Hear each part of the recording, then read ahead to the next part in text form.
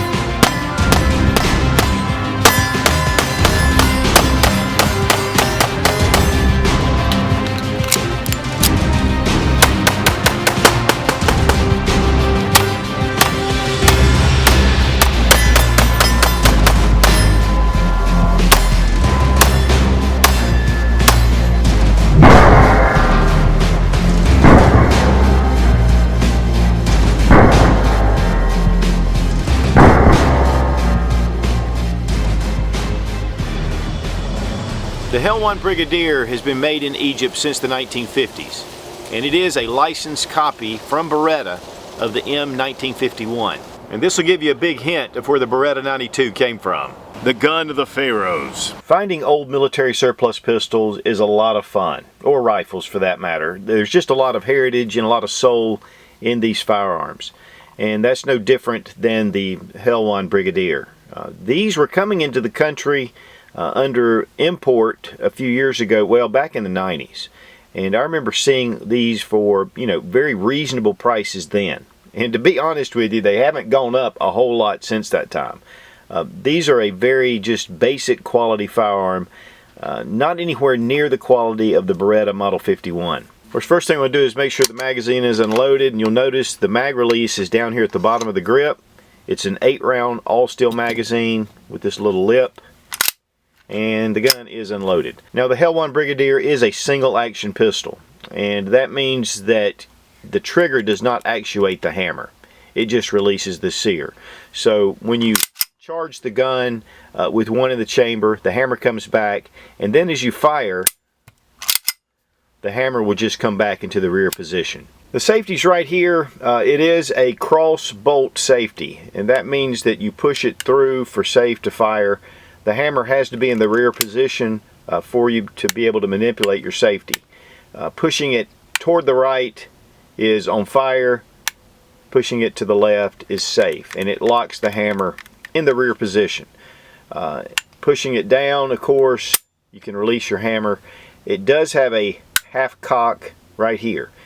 I'm not really sure, but I don't think that it has any kind of firing pin block, so I don't know that it would be really smart to carry it in this position. You could hit the hammer and fire the weapon. I don't know that for a fact. It does have these plastic two-piece grips. These grips tend to break a lot. I mean, there's a lot of cracked grips typically, and no different than this one. Right here at the back. In fact, I didn't even notice it when I bought the gun, but it has a little chip out of it. Triple K carries these grips, which is kind of cool. They're aftermarket, but there's an array of colors. And they also carry the magazines. The serrations on the slide are well done and easy to grip. This is your slide release right here. Just engages your slide. Takedown lever is on the other side. Of course, we have the open barrel design, which really is great for sandy climates and arid weather. The sights are super low profile, low snag, somewhat difficult to see, especially that front one. And at one time, the Egyptians actually opted to put larger sights on the pistol. In fact, their first models were with larger sights. But then later on, they switched because these would get hung up in holsters. So they went back to the Beretta style, which was a really low snag sight. Rounded trigger guard, front strap is just smooth. It does have a lanyard featured at the bottom. It has this beaver tail, which you can bring up for a nice grip. Because it is single stack, it just fits good in the hand. And it really shoots well. I mean, the recoil is pretty low on this pistol.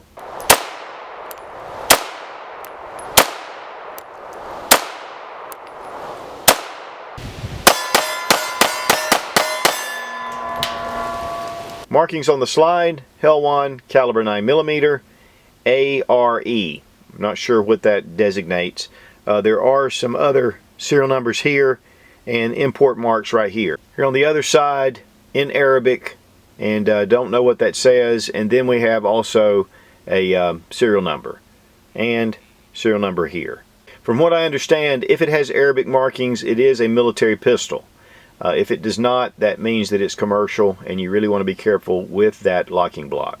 Now the barrel is 4.5 inches in length. The overall length of the pistol is 8 inches by 5.5 inches all the way to the tip of your little grip on your mag, and it's 1 inch width. Even the grips are just a little touch over 1 inch because they come right really close to the slide. The weight on the Helwan is 32.5 ounces. Now we're going to check trigger pull, remove the magazine, double check, make sure the gun isn't loaded. In the single action, which this is only single action, just a tiny bit of take up, and just a little stacking, and then the snap. Not a bad little trigger. Of course, it is single action. Single action triggers seem to be, pretty decent. Now we're going to check the trigger pull weight. I'm going to use our Lyman trigger gauge.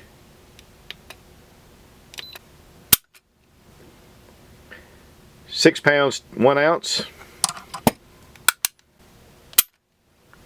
6 pounds 3 ounces.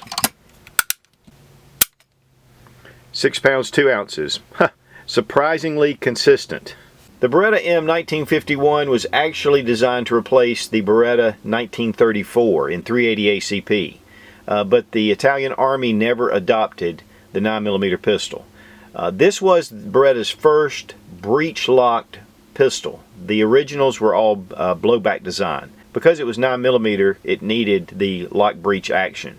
Also, these were originally designed in an aluminum frame, but the pressures of the 9mm ended up cracking the frames, and so they went to steel. So this is an all-steel pistol. The Italian Army never adopted the Beretta M1951, but the Italian Navy did, some other special forces, and a lot of the Italian police forces. Now here you can see the family resemblance between the Beretta 92 and the Helwan Brigadier. Definitely looks very similar in a lot of places, especially with the open slide design. Of course, this is a double single action pistol, double stack, 15 round magazine. Then you have your single action with an 8 round magazine. So there's a lot of course, the safety features on the Beretta are a lot better. Just an excellent pistol. But the Helwan, or even the Beretta M1951, great little pistols for the range, and very comfortable to shoot. Now Iraq made a version of this called the Tariq, and a lot of guys when they were over in Desert Storm and other times have seen these style pistols all over the place.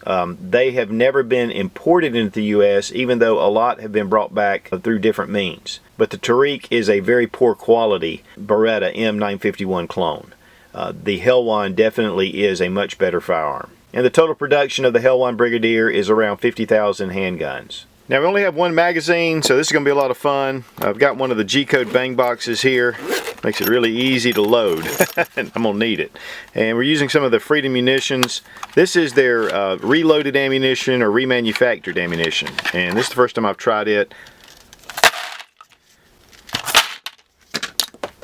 Plus I don't have to haul back all this trash from the range.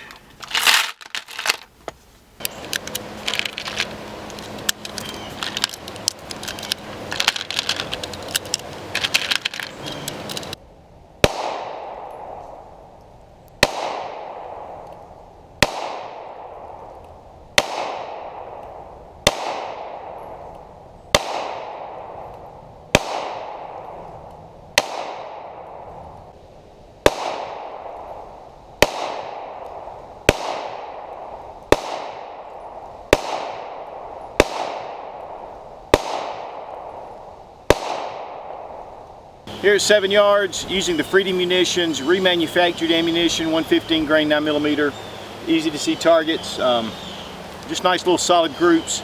With these small sights, I'm very pleased with this accuracy, and it's good stuff. Well, we shot about 150 rounds today down here at the range, not one malfunction, using Freedom munitions, 115 grain remanufactured ammo. It was my first go around with the remanufactured stuff. Just shot really well. We were at the range a couple of days ago, and we were shooting a little bit of arms core, and you know, it was shooting fine as well. We probably shot about 50 rounds that day. Just runs like a sewing machine. And even after the 50, I checked it to make sure there were no excessive wear, and I couldn't find any. So pretty sure this is a military version. Being the single stack, it really makes it easy to grip and easy to hold on to. I mean, it's a design by Beretta, and so it's going to have good ergonomics. As far as accuracy goes, you know, we had a nice little solid cluster. This is an Egyptian pistol, and not really known for being really high quality. So I thought the groups were pretty acceptable, and just a fine little shooting gun. I really like this little pistol. You know, a lot of times you don't know what you're buying when you're buying surplus firearms, and then parts availability and things like that. But as far as my experience with the Helwan, it's been top notch. For disassembly, magazine's out. Double check, make sure the gun is unloaded. Right over here is your takedown lever, and right here is a little notch in the slide.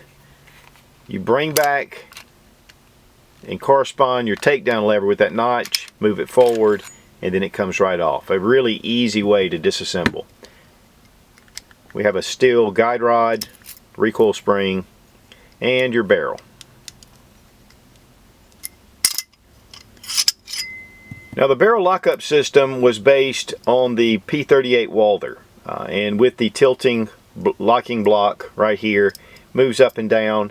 As you can see, it actually forces this little pin when it goes up. This can be removed, it's not a big deal, but this is actually what Beretta now uses for their standard system. A little bit modified, but definitely that locking block, the tilting locking block system. Now, one issue that some of these have had in the past has been shearing off these little wings right here because of the metal, the heat treating that's gone into these. That does not necessarily happen on the military models, it happens on the commercial models. And these were actually used by the Egyptian military, but they did make a number of these to sell commercially. And some of those, the quality is just not quite there as the military. But from what I understand, you can get these parts and a lot of others. Gunbroker.com is a good source, and Gun Parts or Numeric Arms is also a good source. And what's funny is I get on eBay sometimes, and you can find parts on there. So if you don't see them at first, go back, especially to Gunbroker or to eBay and some of those auction sites, and these parts just show up out of nowhere. Slide rails are very beefy, 2 sections on each, very simple design. And of course, this is from the 1950s originally. Disassembly in reverse order. Take your barrel, of course, drop it in. These little slots right here correspond with the wings on the block. One thing to note when putting in your guide rod is if your tilting block is in the up position, it won't go. You'll have to just get it to lock down. Then you can slide in your recoil spring and guide rod. Take the slide, put it over your frame, and just bring your lever down. Test function, ready to go. The original magazines can be a little difficult to find, but Triple K does offer these aftermarket magazines that work pretty good from what I understand. In fact, Triple K makes a lot of different mags for obsolete handguns. The value of the Helwans run between $175 and $225. They're getting pretty obscure, and there are some places you can still find them. Gunbroker.com is typically a good place, and or your local gun show. Parts are not all that prolific, but you can find them, and Triple K again does make the magazines and grips for them, which makes it nice. One thing, of course, you want to really be careful of, especially with the commercial versions, is searing off the bolts on your locking lugs. Great little fun pistol to shoot, and with a single stack, really thin, and definitely a part of the Beretta heritage. And now I'm in the hunt for a Beretta M1951. Go figure. Be strong, be of good courage. God bless America, long live the Republic.